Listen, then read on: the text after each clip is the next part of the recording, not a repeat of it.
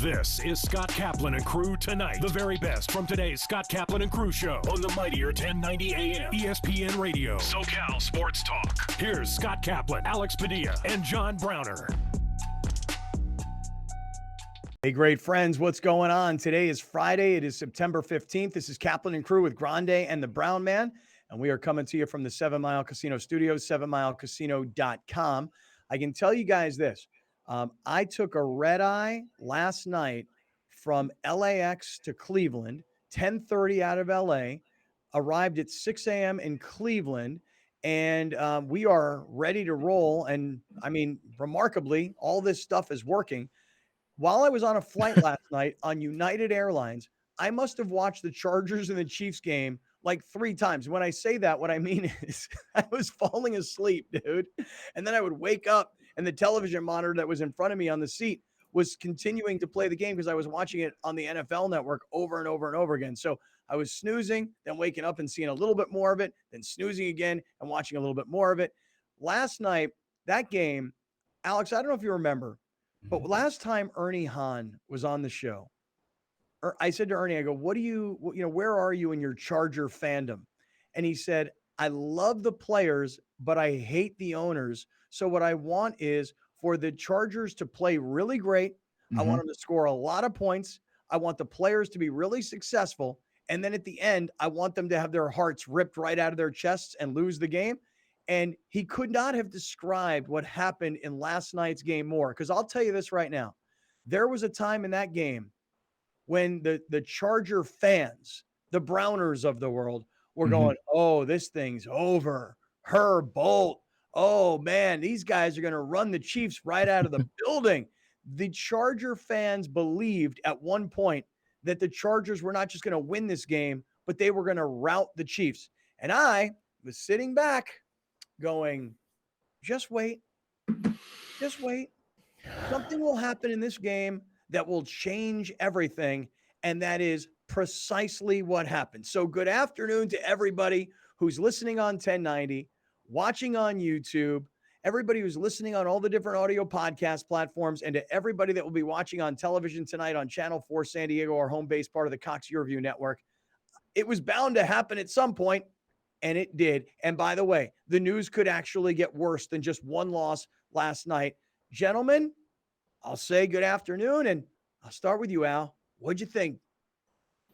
Well, yesterday was a prime example of what I've been saying with the Chargers as far as prove to me goes. They don't have to prove to me, but they have to prove to the world that they can take a lead against a good team and just put their freaking feet on their neck and just go for the kill.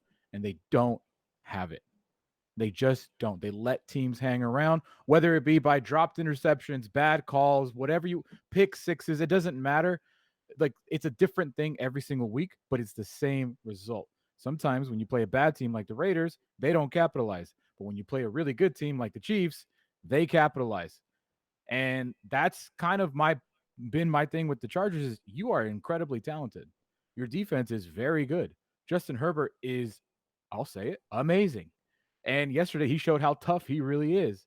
But at the end of the day, you look at the scoreboard and you see another fourth quarter blown lead. And that's what they do. And that is their biggest problem. They have to get over that hump. Now, I think they might get over that hump this year. They just happen to be playing the Chiefs, and Patrick Mahomes made 2 incredible touchdown passes. But they got to do it eventually if they want to be taken seriously. Yeah. I got to tell you, talk about taking seriously. I received a picture from a great friend. I want to say it's Blake Ague. I'm not looking at my phone right now, but he sent me a picture yesterday and he said, here, check this out. And I looked at the picture and I said, okay, what am I looking at? And he said, don't you notice? And I said, no, I don't. Cause I guess I wasn't looking at it carefully enough.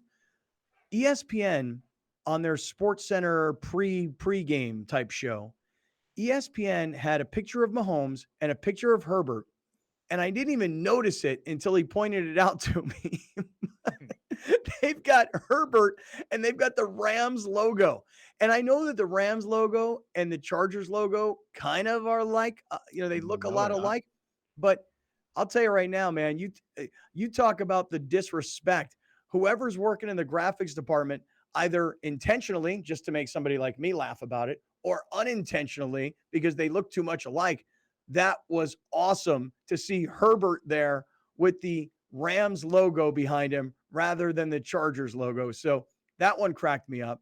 Browner, what kind of positive spin are you going to put on this? Ain't no need to put no positive. Listen, man, you saw the game in and out of sleep. Alex saw the game awake, I'm assuming. They got the Chiefs are good. There's no shame in getting beat by certain teams. There's no shame in getting beat by Patrick Mahomes, even if you should have beat him because you kept dropping interceptions. Like the Chargers played a good game. The Chiefs were better. That's all that happened. There's no I don't negative. think the Chiefs were better yesterday. Sorry. I didn't walk away from that game going, man, we really choked that one away. The Chiefs won. There's no shame in getting beat by the Chiefs. I guess that's a me thing.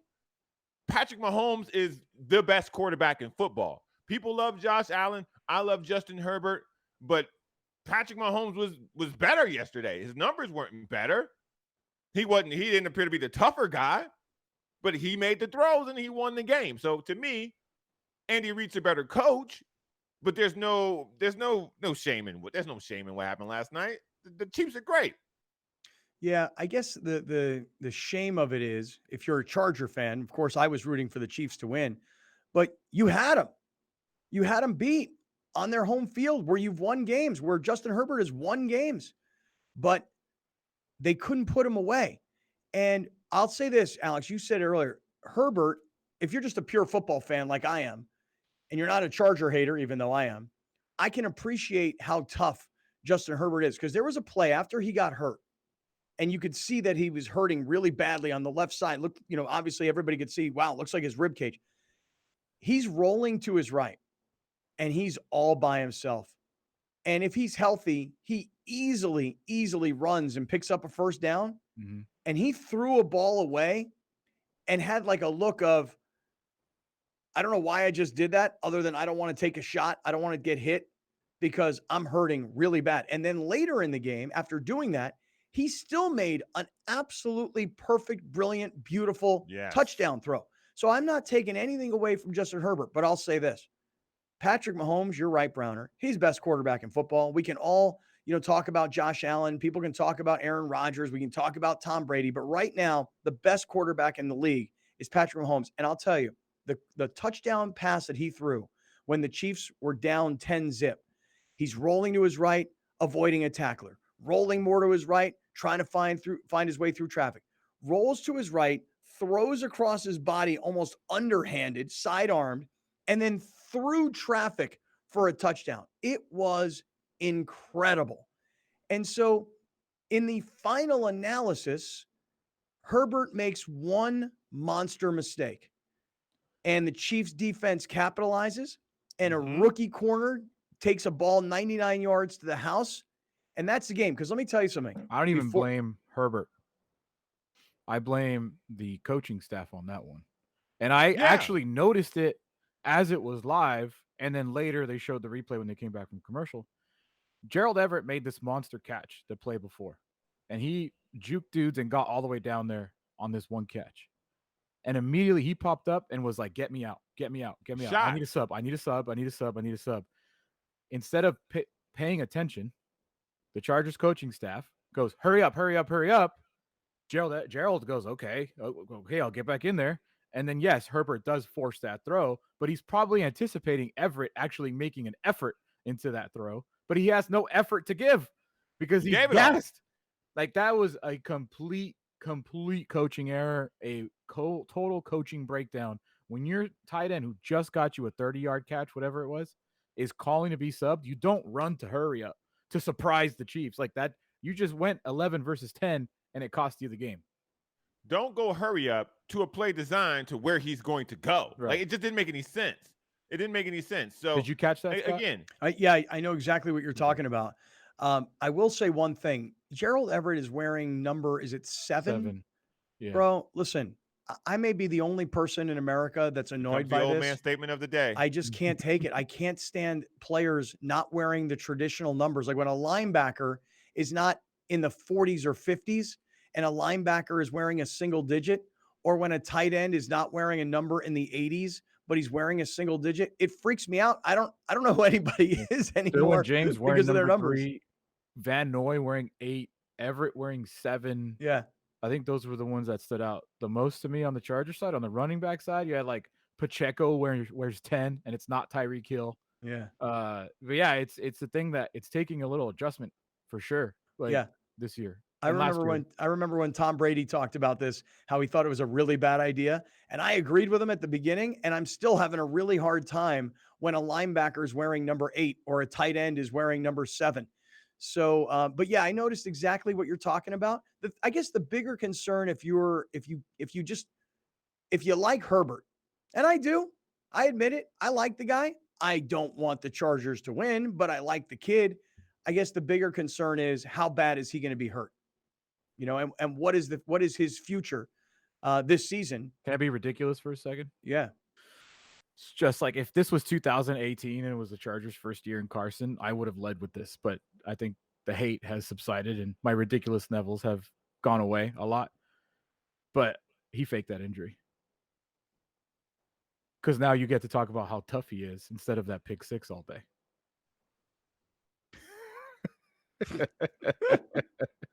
Just saying. Giving him What a are we lot of talking about credit. today? What are we talking about today? We talk about how tough he is, how he tough through it, but then like he can't run 1 yard, but then all of a sudden he throws a 25-yard dime down the middle. Like, okay. My tinfoil hat's on. I admit it. But listen, that pick 6 was awful. It was. And we were all going to talk about that pick 6 today, and we were all going to give Herbert the grief today. Everybody was going to go after Herbert today, and then he takes a little tiny tackle. No one even landed on him. And now he's hurt, but then he can still throw dimes, but he can't run. Okay. Hey, let me tell you, prior to that pick 6, I wanted to see Browner's face. Yeah, look at him. Prior to that pick 6, if the Chargers score and they go up 24-17, chances are the Chargers might win that game, probably win that game. Disagree. Well, let me just tell you this. Let me rephrase it then. You ready? Because I'm not going to sit here and argue nonsense because it's just all, hearsay and speculation. Let's say the Chargers score and they go up 24-17, and let's say they win the game 24-17, just hypothetically. You ready? The guy who would be responsible for the Chiefs losing that game, had it happened that way, had there not been the pick 6, would have been Andy Reid. Because what really surprised me was that when you're down 17-14 and you're at home, and you've seen what the Chargers offense was doing to the Chiefs defense at that time, you settle for a 19-yard field goal. It's 4th and inches, and you're like going in, and you're willing to kick a field goal to tie the game at 17-17 rather than try and take the lead 21-17. Like, to me, I was shocked that Andy Reid and the Chiefs decided to tie the game at that moment rather than try and go up in the game in that moment. See, I had thought at that point in the game, their defense had played better. Like they had stopped them on a couple of drives, and it felt like they were kind of getting momentum. And I thought that's why he went for the field goal. Now, the thing that happened after that was they went right down the field and almost scored. So I didn't necessarily see that as one of the points that if it would have not gone their way, it would have been a talking point. I thought if the Chiefs would have lost the game, I would have seen it as missed opportunities by them more than anything, whether it be a coaching decision. Because again, if the Chargers would have won that game, it was a well-played game on both sides. Both defenses played solid. Both offenses played solid. The quarterbacks just made more. One quarterback made more plays than the other one. And I thought that was really the decider in the game. The drop interception in the end zone, that was bad. That was really bad. I think to me, that's where the game was won, was on the defensive end. The Chiefs made the play and the Chargers just couldn't. Twice. I don't think the quarterbacks, they did what we expected. I wasn't surprised by anything that the quarterbacks did. I think that's what they do every single week. The game was won yesterday because the Chiefs, when they had to make a play, they made a play on the defensive end. The Chargers, Asante Samuel dropped 2 picks. I don't care what anybody says, that first pick was not a pick. It hit the ground. And then that was his second pick was a terrible call on the ref but that happens in the NFL. Like, that was not pass interference or holding on the Chargers whatsoever. If anything, it was on the Chiefs. And the one he dropped in the end zone, you got to make that play if you want to win these games. When you're playing That's a pick six. when you're playing the division rival, when you're playing the team that's won however many AFC West championships in a row, you have to make those plays. Those are always going to be the deciding factor. When everyone says, when these two teams play each other, whoever has the ball last is going to win. Isn't that what we always say? And those are the plays that you have to make. The Chiefs rookie made it. Asante Samuel did not. Yeah. And by the way, listen, as much as you might talk about the Chargers dropping picks, the Chiefs also dropped a couple. You know, Chiefs had their hands on plenty and had opportunities. And the one that they made was the 99-yarder. The ones that they didn't make were ones that, you know, these players were like, oh, man, I had that one. It was right in my hands. Why didn't I finish it off? Yeah. So we had a lot to get to from last night's game. I will say it's kind of funny. We talked about this yesterday. I downloaded the Amazon Prime app on my phone. And as I was driving yesterday to the airport, I was watching it on my phone. And you talk about old guys, Browner. You guys know who Chris Russo is now? Because I think a lot more people know who he is now because he's on First Take, right? Mm-hmm. He said Kirk Cousins better than Lamar Jackson. He's been ranting and raving about how bad it is that football is on Prime Video because nobody knows how to get it. And I'm like, bro, if I can figure out how to get the game on Prime Video, then everybody should be able to figure it out. We forgot the bigger picture, guys. It wasn't figuring it out. We didn't even talk about, okay, people will figure it out. People have bad internet. Oh, people were complaining about the quality of the stream because their internet is poo-poo. Like, we didn't even talk because the three of us have amazing internet at home because we need it for work. But people don't necessarily need a 1 gigabyte download speed at home. So, dude, I saw like Mike Florio. I saw guys that I take highlights from so I could show them on their show complaining about the quality, and their internet was good. Like, I think we just kind of forgot that not everybody has amazing internet at home. Yeah. You know, I watched part of it on my phone. Yeah, me too. Not on Wi-Fi. I was watching not on Wi-Fi, and it was great. Yeah. I was watching the Chargers Chiefs game on my TV, and I was watching Padres Diamondbacks on my phone. Okay. Well, hold on. Let's talk about the Padres for a second as we're setting up today's show. Yesterday, we were having a conversation about, is it time to panic if you're the Padres? And there was a lot of national talking heads saying that the Padres, this is panic time now. And one of those guys was Jake Peavy, you know, the former great Padre Cy Young award-winning pitcher who's on the MLB network. And when you're home, and look, it's one of 4 games so far, but when you're home and you're playing against a team that's not competing to get into the postseason and you get shut out by another pitcher making his major league debut, and moreover, your manager after the game says, not, I don't know what to do. This time it's different. This time it's, we have no fight. We have no fight? Are you for real? Like, we're down into the last under 20 games of the season, and you are battling for a postseason position. And this is the second time a kid making his major league debut shuts you out, and the manager comes out afterwards and says, we just don't have any fight? Yeah, it's bad. Dude, it's panic time, buddy. It is panic time in Padre land. And I'm not trying to start a fight with Brown. I'm really not. I just genuinely now, we were going to say, like, whatever happens, we're going to blame Tatis. But if Soto's going to keep playing the way he's playing, I'm blaming him too. It's getting embarrassing. Like, it's getting embarrassing. I'll show you the numbers later. It is embarrassing what he's doing in September. For the caliber of player he is, a lot of blame goes on his shoulders. I don't care how new he is. What he's doing in September is not acceptable. It's brutal. Brutal. Not trying to start a fight, Brown. It's just I got so mad yesterday, dude, with the Padres. Look at Browner. Just look at him. All right. Listen, Browner, you look like you're feeling a lot better today after 2 days of food poisoning. Hey, man, I'm 100%, man. I'm eating real food today after the show. I'm good to go, man. I just, I can't get myself in that energy about about the season, man. We got a long way to go. We don't have a long way to go. It's early. It's early. Don't worry about it. It's early. We got a long way to We got a go. long way to go. What are you talking about? September 16th, bro. We got no long way to go. We got a game and a half lead, dog. I'm not, call me when it's a half. Okay. I'm gonna be all right. And I'm gonna sweat. Okay, that'll be tomorrow. Yeah, we'll call you tomorrow. All right, listen, we got a great show coming up today. Games. We got a lot of games left. Yeah, it's early. Don't worry about it. It's early. We got a great show coming your way today. I am in Cleveland, Ohio.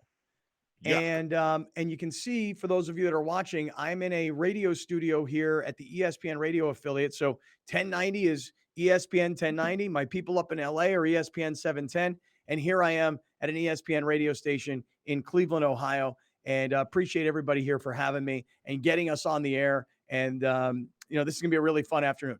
Chargers Chiefs will be our lead story. Padres losing and their manager having no answers for no fight. That'll come up not long thereafter. The rest of the NFL schedule for week 2, some college football on the way. We got a lot we want to get to. We are in the 7 Mile Casino Studios, 7milecasino.com. You're looking for something fun to do this weekend? 7 Mile Casino is only 7 minutes south of downtown San Diego, and it's a completely smoke-free environment. Good luck at 7 Mile Casino Studio. We're just getting going. This is Kaplan and Crew with Grande and the Brown Man. Stick around. We'll be right back with more of Scott Kaplan and Crew tonight. The very best from today's Scott Kaplan and Crew show on the mightier 1090 AM ESPN Radio. SoCal Sports Talk.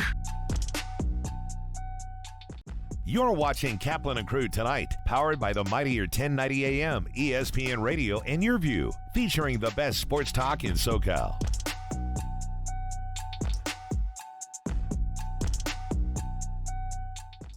Rome comes home. Yes, I said it. You can now catch the Jim Rome Show Monday through Friday, noon until 3 p.m. on the mightier 1090 ESPN Radio. Back to San Diego, where it all started, on the mightier 1090 ESPN Radio, SoCal Sports Talk.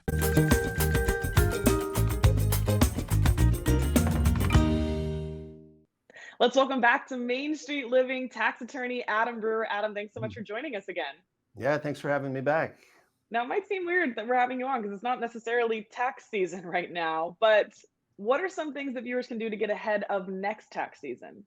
Yeah, you're right. I apologize. I think most people would prefer to just forget about taxes for the summer, but yeah, if you have some downtime, always a good opportunity to kind of get ahead for next season. So really what I'm preaching is, just become more knowledgeable about your taxes. Everyone come tax season can benefit from having a little more knowledge and just being a little bit less stressed about the whole process of getting their taxes filed and getting them paid. All this information is available online, but it's really a mess. So it just gets back to my first point, just start with your own taxes. And then if you need to dig in on one or two issues, it's just a Google search away.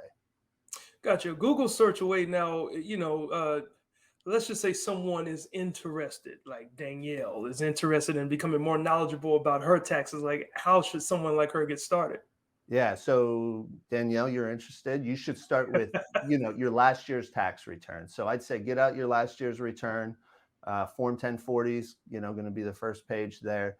And really look and see what lines are populated. And then, make sure you understand those roles. So if you have dividend income and you see, what's a qualified dividend, go in and figure it out. Likewise, if you see anything that's missing. So, a lot of taxpayers now are paying a ton in student loan interest. And then they look at their tax return and they go like, whoa, that's limited to $2,500. That would be a role that you'd want to dig in and really figure out how it impacts your actual tax return. When in doubt, save for retirement. It's either, for most taxpayers, it's either going to save you money today, tax-wise, or it's going to help you reduce your tax burden in the future. Awesome. So important. Thank you. Thank you so much, Adam. We appreciate you. Yeah, thank you.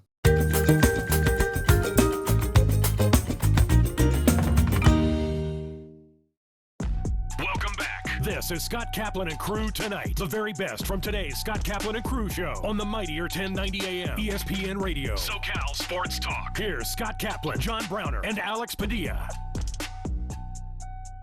All right, great friends. What's happening? It's Friday today, September 16th. It's Kaplan and Crew with Grande and the Brown Man, and we're happy to have everybody along with us today. Everybody who's listening on 1090. Hey, by the way, speaking of 1090, this weekend, so much football on 1090. You got St. John Bosco, the #1 high school football program in the country, playing on Friday night. You got Notre Dame playing on Saturday. You got 2 NFL games on Sunday. Today is a football Friday, so that means that the LA Football Network show takes over at 5 o'clock this evening. So if you are a football fanatic, this is the place to be. For those of you that are listening on radio, we come to you from the 7 Mile Casino Studios, 7milecasino.com. We'll start with the Chargers and the Chiefs. Before we do, fellas, so I'm here in Cleveland today. You say, ugh, have you spent a lot of time in Cleveland? Why would I ever go to Cleveland? Well, have you ever been here? Seriously. If I ever want to go to an armpit, I'll find myself in like Riverside or something. Okay. Well, I Alex, think that's you ever been to Cleveland, Alex? I have not. Okay. This is never been to Ohio. This is the second time You of ain't my missing life. nothing. Listen, you say that, but yet you've never been here. For what? I'm from Chicago. What am I going to Ohio for? Well, I'll just say this. You ready? This is only the second time in my life I've ever been in the city of Cleveland. And it's probably been 25 years since I've been in Cleveland. So I don't really know the city at all. I really don't. I drove in. So here's what I did. I landed this morning at 6 a.m. I took an Uber out to my buddy Alex's place. I crashed from about 7 in the morning till about 11 in the morning. And then I got up and I drove into downtown Cleveland, which is where I am right now. And I will tell you guys, as someone who has a lot of Pittsburgh in my DNA and loves the city of Pittsburgh, Cleveland kind of looks a lot like Pittsburgh. You know, a lot of rivers and bridges, and downtown is really nice, and the stadiums are beautiful. And the area where I am right now is what I would compare to like an LA Live, but right on the river. Nice restaurants and beautiful buildings, and like a completely revived looking kind of a town. So while Browner here has never been to Cleveland and wants to rip it, I'm just here to tell you that in the couple of hours that I've spent here so far, I think it's a really nice looking town. Now, it's also September and it's like 85 degrees outside and it's nice out, and I'm not here in the middle of December or January when it's balls freezing. But I'm just going to tell you this right now. Cleveland to me is a great American city, and it's a beautiful downtown area, and like the suburbs where my buddy lives, beautiful, man. Absolutely beautiful. So, listen, I'm not here to knock Cleveland. I'm here to tell you that my first impressions are it's a really nice looking place, much different than I would have expected. I'll tell you that right now. Are you near the Quicken Loans Arena? Is that still what it's called? I believe that is on the other side of town, right next to the baseball stadium. Mm-hmm. And I haven't had a chance. So those two facilities I've seen so far. I haven't seen the football stadium yet. Obviously, I'll get a good look at it on Sunday because I'm going to go to this Browns-Jets game. And even tomorrow, I'm going to be driving. It's going to take me like 45 minutes to an hour to go from an area called Avon Lake, which, by the way, I passed Jason Lawhead's hometown, Lorraine, into downtown Cleveland. And then I got to go further, I think, east to get to a town called Euclid, Ohio, which is where my guys, the West Liberty Hilltoppers, are playing against Notre Dame College. So that's what I came here for. My son's playing in a college football game tomorrow. My buddy's coaching in an NFL football game on Sunday. And then Monday, I'll get on a plane and get back. And Lawhead's going to fill in for me on Monday because I'm going to be traveling while we're on the air. So, Brown, seriously, like you say it's an armpit, but I wonder if you would have a different impression if you actually came here and checked it out. We would be in different parts of Cleveland, sir. Why is that? Because we operate in different circles. We do, huh? Well, what if you came with me into my circle and then you were like, you know what? Kind of like Cleveland. Not so bad. So listen, brother, that would be hard pressed. Because you have a negative connotation already built in. Yep. I think my favorite part about Browner is that he assumes he's going to go to Cleveland to hang out in the worst part of Cleveland. Like, that's my favorite thing. Like, it's like me saying, like, I'm not going to like Chicago because Browner grew up there and he said how ghetto it was and how tough it was. But when I went to Chicago, I only stayed in the main parts and I love Chicago. Mm-hmm. But if I went to where you grew up, maybe I don't like Chicago. Right. Right. So why are you assuming when you go to Cleveland, you're going to go to the ass part of Cleveland? Why you got to call it an armpit? Because I go where my people at. And that's where you don't have people in Cleveland. Oh, listen, brother, I got people everywhere. I got people everywhere, unfortunately. So when I land at places, I got to visit places. Okay.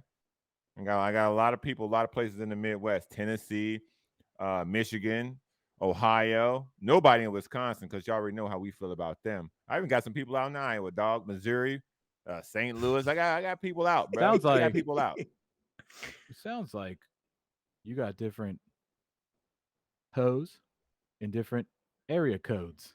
Oh, hell I to the mean, yeah. I wouldn't describe I it got as people in that. Iowa, dog.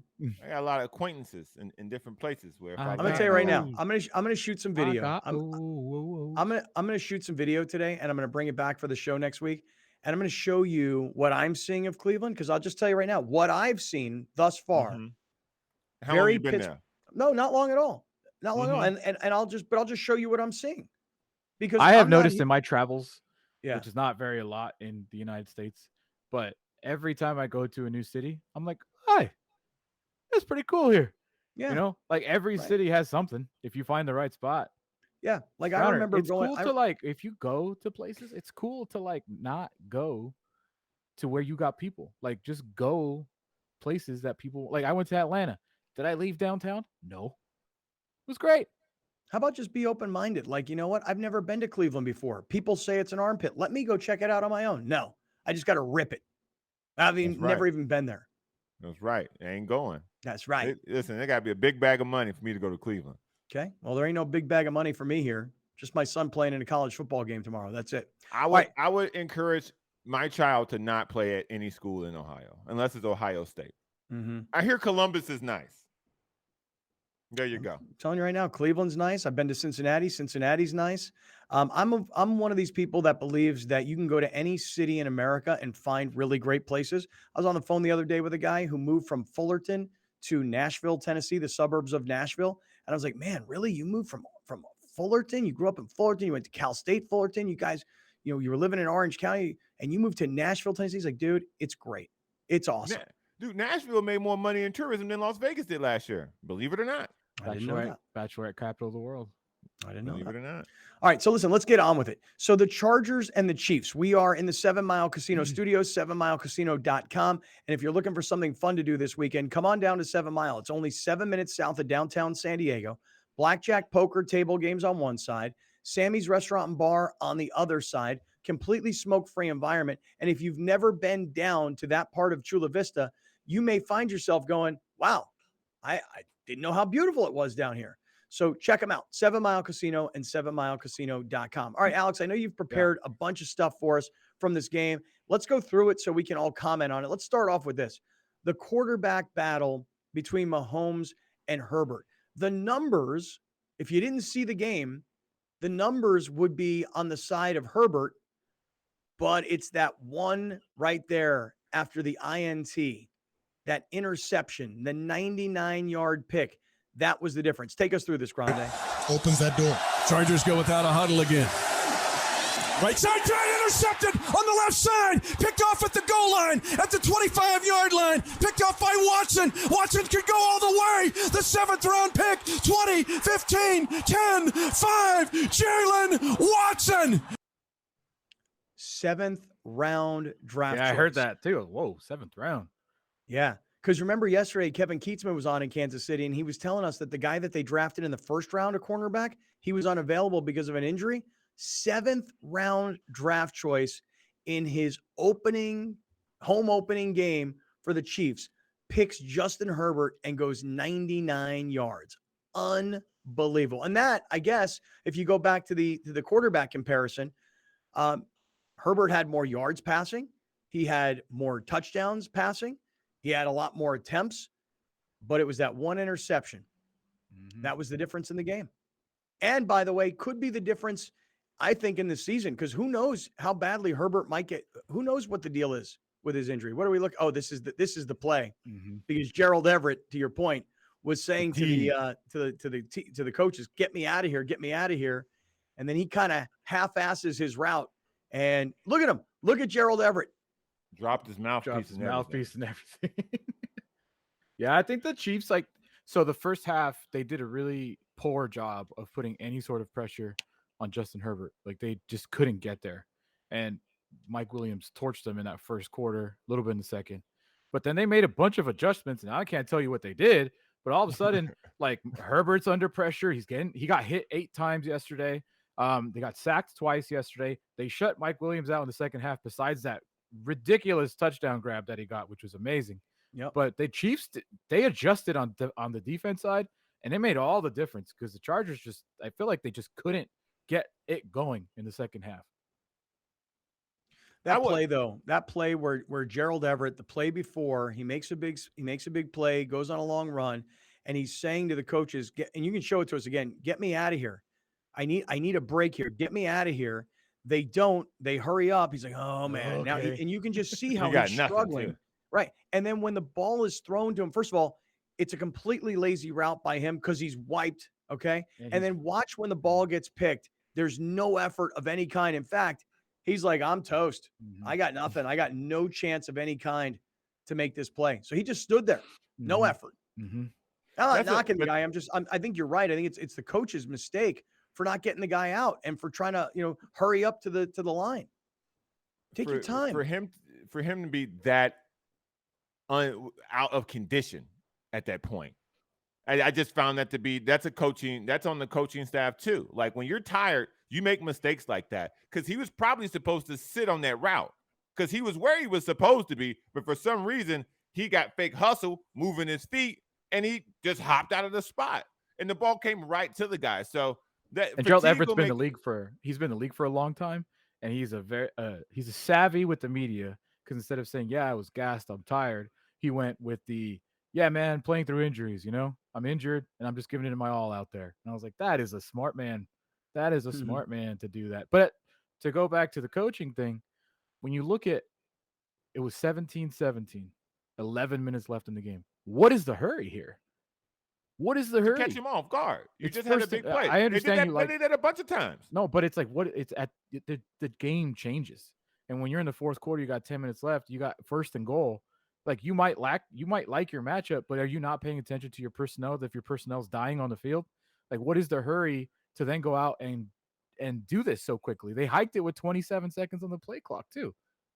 I don't know. I just didn't understand that. The whole point was to catch the Chiefs off guard, to get the Chiefs in the position but that that's my Everett was point. I in. understand. But you I have to understand look what you're at saying, your Browner, personnel. because you've got the defense on their heels. Yeah. Okay, so you've got the defense gassed. You've got the defense on their heels as well. Let's keep going. Let's not slow down. But I'm with Alex here. This is not 2 minutes. They're not 30 seconds left in the game. You got a player that's going, I need to get relieved here. Like that's when you slow the game down as a coach and go, okay, hold on, because you're on. Everybody, hold on a second. Everybody, hold on. We're going to replace some personnel, and here's what we're going to do. We're gonna actually run the ball now on first down. I mean, I'm just They all, just all I'm abandoned saying the run too. is that I think the thing about Brandon Staley is this.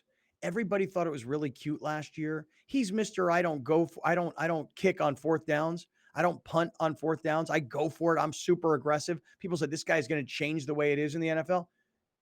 He's still, we ripped Nathaniel Hackett earlier this week for his decision making in the Denver Seattle game.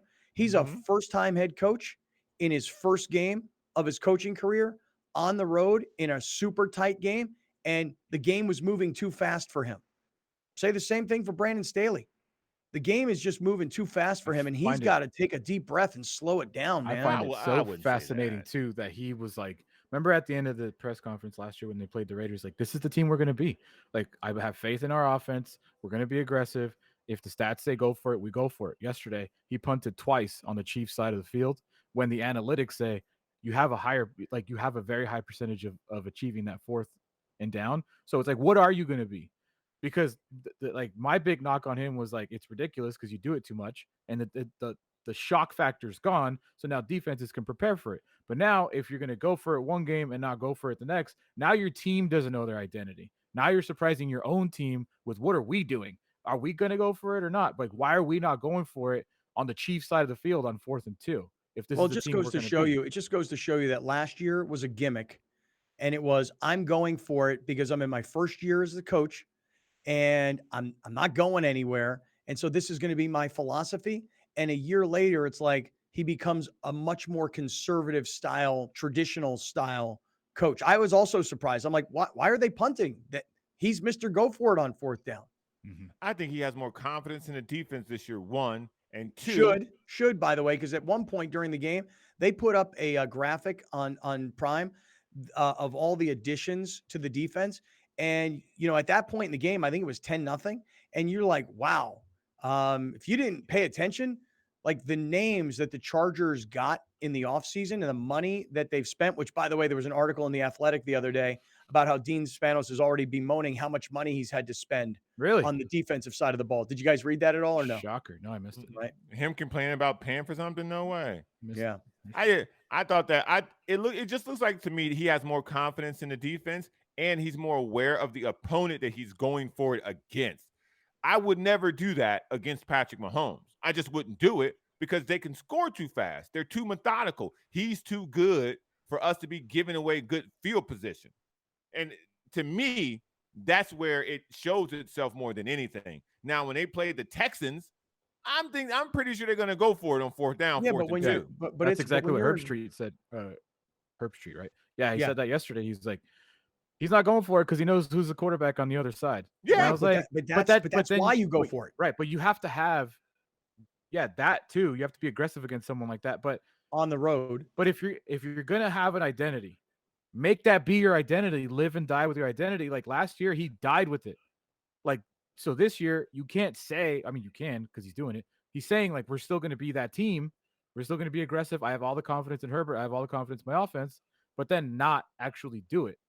Okay, so so now I guess I'm confused by what y'all saying. So him showing growth as a coach in his second year by not going with the quote unquote identity when it's a bad idea against that particular team, is that not growth you want to see from your second year head coach who made a bonehead decision last year and seems to have learned from those mistakes and trying to put the team in a better position by not taking such risky moves when you don't have to. All I'm saying is that he was selling his philosophy last year and he's adjusted his philosophy. And rather than being as aggressive as he was last year, he's now being more conservative this year. And frankly, he might look back and he might go, that probably cost us the game. Not to mention, listen, I'm telling you right now, we don't know exactly yet, but Austin Eckler had 14 carries for 39 yards. So there was no running game.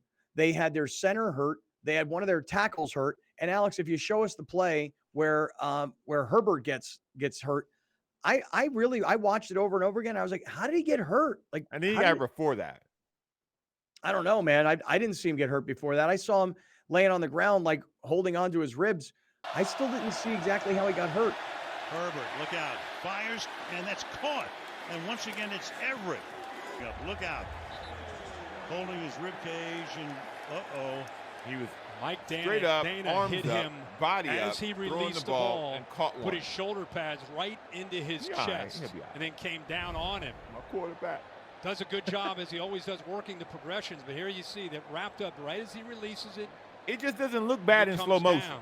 You know what? So every Charger fan, I think he comes down on the defender's helmet. Clark coming from arm even though right, he's wearing a big hits rib him cage. as he releases that ball. Makes the again. Pump fake. And this is the play right here where he just throws it away. He's in such pain right there. He could barely get rid of it. Right, tell him now. Herbert is still on the mend. Yeah, he's hurting. Here, let's hear what Brandon Staley said after the game. Let's take a listen. He's okay. It was a tough game, and you're not going to see a quarterback in any level of football play tougher and do more for their team and will their team to give them a chance than him. There's nobody that can do what he can do. Nobody. He showed a lot of guts. He showed us what he shows every day, that we're never out of the fight, and he brought us back and gave us a chance. On that play where he threw it away. He is so not believable, that kid, by the way. That child who's the coach of the Chargers is so not a believable guy. When he I'm a hater, so believe me, it comes from a hater perspective, yes. but he's just not believable. When he threw that ball away, yeah, I was like, how bad is Chase Daniel that they just won't put him in? Like, they just won't put him, like, get him out. That's what I kept yelling at the team. I was getting so many texts from my Charger fans, and they were like, take him out. And then he like slings it 25 yards. Perfect. Yeah, it was impressive to see that from Herbert yesterday. because it looked like this dude's going to be out for multiple weeks. Like, Yeah. that's what it looked like at first, especially that second hit when he was head down on the turf. Yeah. You're like, this dude's All right, out let's for a while. We got a lot more to get to, not just from this game, but around the NFL. Plus, we got to turn our attentions to the Padres and what happened last night. We'll get there coming up. Quick note for everybody. This weekend, if you're thinking about, hey, we're looking for a new house, we're looking for a new condo, you need to call Gary Cooper, 858-376-1299, 858-376-1299. Let's focus on mountaintrustrualty.com. Because the mortgage side, Gary's already told us, don't do anything unless you're in a financial emergency and you need to take money out of your house. You don't want to do that right now. But if you're looking to buy, okay, you need to talk to Gary. He's got a whole bunch of listings, and he can help you by showing you around to even, properties that he's not listing. mountaintrustrualty.com and Gary Cooper, 858-376-1299, 858-376-1299. More to get to, but let's turn our attentions to the Padres and a lack of fight, according to their manager. Next, this is Kaplan and Crew with Grande and the Brown. Hunger is a year-round problem. The San Diego Food Bank and our North County Food Bank chapter provide food assistance at locations throughout the county. We need your help. Host a food drive, volunteer, or donate online. Thank you for making a difference. You're watching Kaplan and Crew tonight, powered by the mightier 1090 AM, ESPN Radio, and Your View, featuring the best sports talk in SoCal.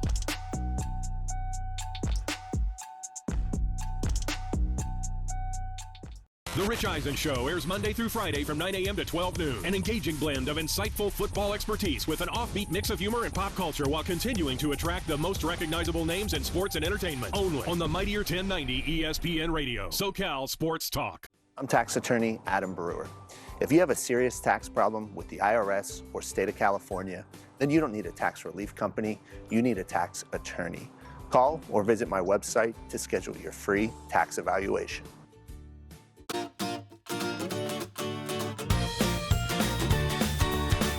Please welcome 4 of the 5 San Diego County Teachers of the Year from the 2021-2022 school year. From Central Elementary School, Laura Reyes. From Westville High School, Tiffany Jokers. From San Jose Elementary School, Jacqueline Jordan. And from St. Joe Southwest Middle School, Todd Sanders.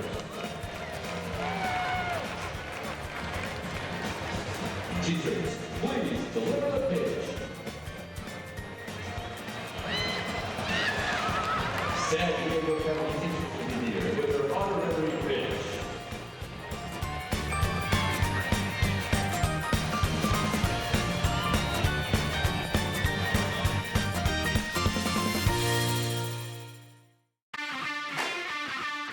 The 2022 San Diego Loyal season continues. Live on Your View and YourView.com. Watch the San Diego Loyal host the Phoenix Rising FC Saturday, September 17th at 7 p.m. Come join us at Torero Stadium and support the San Diego Loyal as they continue their bid for the 2022 USL Championship. Tickets are available. San Diego Loyal versus the Phoenix Rising FC Saturday, September 17th on Your View.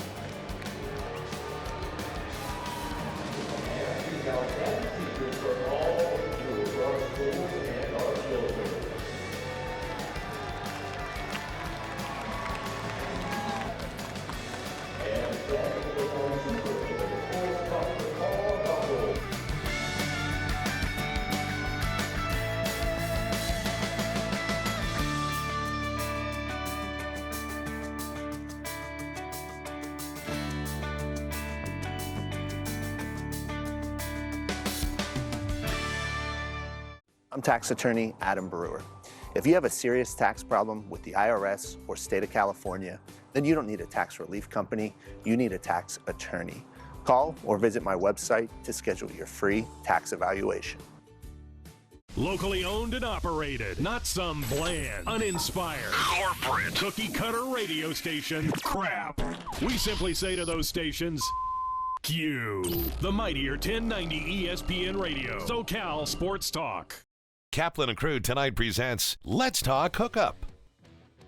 Hi, this is Pete Gray with this week's Fish Report. Just got off a great trip on the Islander. Day and a half mothership kayak trip to San Clemente Island. Piled 22 kayaks aboard the Islander, and boy, that crew is fantastic. Did that job in no time at all. And we went over there and had some fantastic fishing on the front side of San Clemente Island. Lots of yellowtail, small ones, 5 to I'd say 10 pounds average, but there were some 16, 17 pounders, and a big Dorado, like a 20-pound Dorado caught by Kevin Nakata on the island on the front side of San Clemente Island, believe it or not, right there tight to the island. Sea lions were a huge problem, but you know, they're there and they're hungry, and just be aware if you're going over there that you're going to have sea lion issues. But it was a great time, and the chef is fantastic on the Islander. Highly recommend the Islander for trips, and we'll have more on the Islander this weekend because we're going to have the captain on Saturday. So tune in on the Let's Talk Hookup app and the Mightier 1090 ESPN Radio. Let's Talk Hookup airs on the Mightier 1090 AM ESPN Radio Saturday and Sunday, 7 a.m. to 9 a.m. You're watching Kaplan and Crew tonight, powered by the Mightier 1090 AM ESPN Radio and Your View, featuring the best sports talk in SoCal.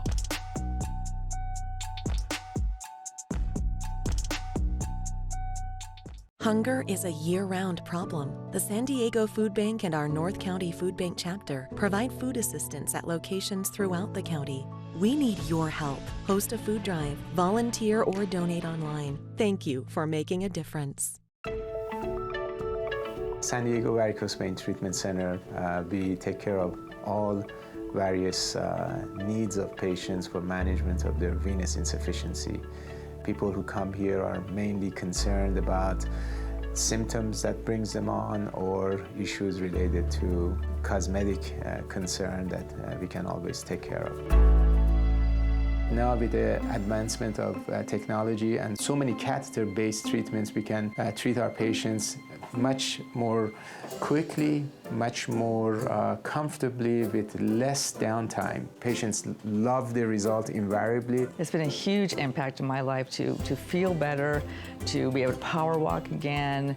Overall, I'm just feeling like I used to feel when I was a lot younger, and I'm so grateful for this place. It's a privilege to take care of our patients. It comes from the heart, and I love it.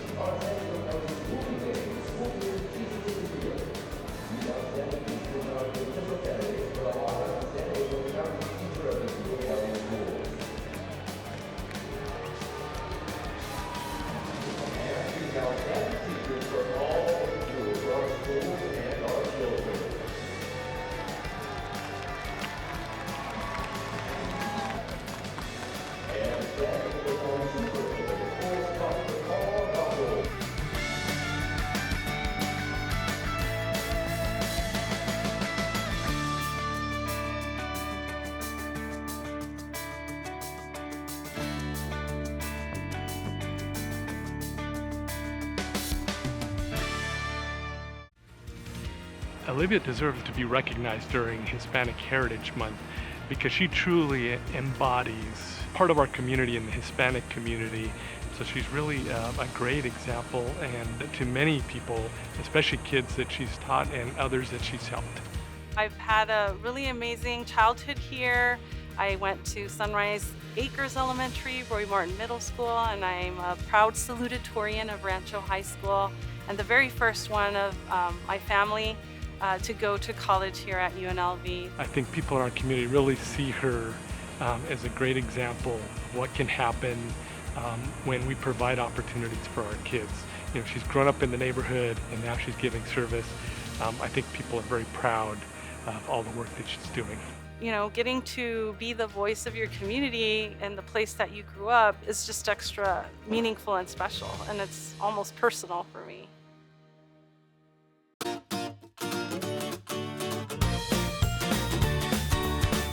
Please welcome 4 of the 5 San Diego County Teachers of the Year from the 2021-2022 school year. From Central Elementary School, Laura Reyes. From Westfield High School, Tiffany George. From San Alfonso Elementary School, Jacqueline Jordan. And from St. Joe Chavez Middle School, Zar Sanders. Teachers, please deliver the pitch. San Diego County Teachers of the Year with their honorary pitch.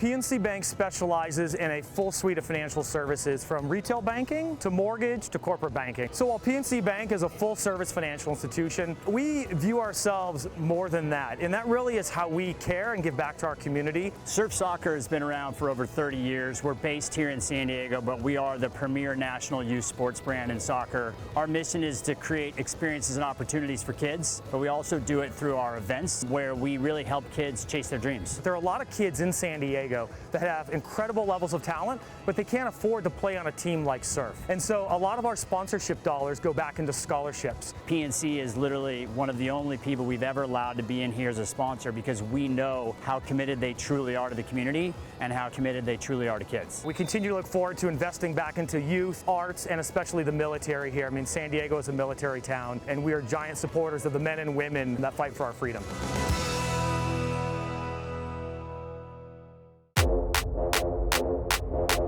My name is Alejandro Eugenio Guido Perez. I play for the San Diego Loyal, and I'm a midfielder. Midfielder kind of does a little bit of everything. Attacks, defends, it helps organizes the press to win the ball back, and then defend in the low block, and then attack and create opportunities for the forwards to score and yourself. I started at a young age playing soccer. I did it here in Chula Vista, but I also played in Tijuana, Mexico.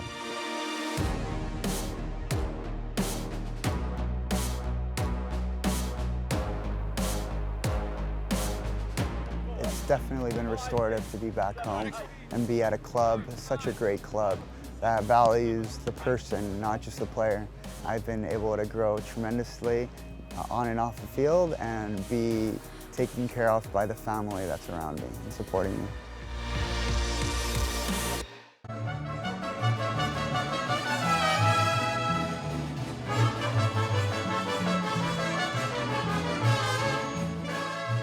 So Southwestern College, the name of the mariachi is Mariachi Garibaldi, is the performing group that we have. We've actually had as many as 4 different ensembles, so 4 different classes, beginning, intermediate, advanced. And the advanced group is outstanding.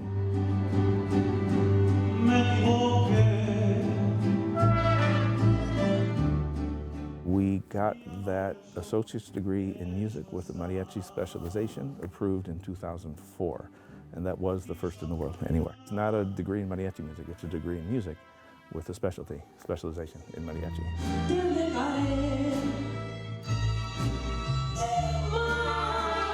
The ensemble is great. I mean, it ranges anywhere from 30 to 50, sometimes 60 members every semester. It's fantastic. The NFL lives here. If it's about the NFL, you found the right station. Join 1090 every Sunday during the NFL season for the exclusive SoCal home of not 1, but 2 NFL games every Sunday during the season on the Mightier 1090 ESPN Radio. Hunger is a year-round problem. The San Diego Food Bank and our North County Food Bank chapter provide food assistance at locations throughout the county. We need your help. Host a food drive, volunteer, or donate online. Thank you for making a difference.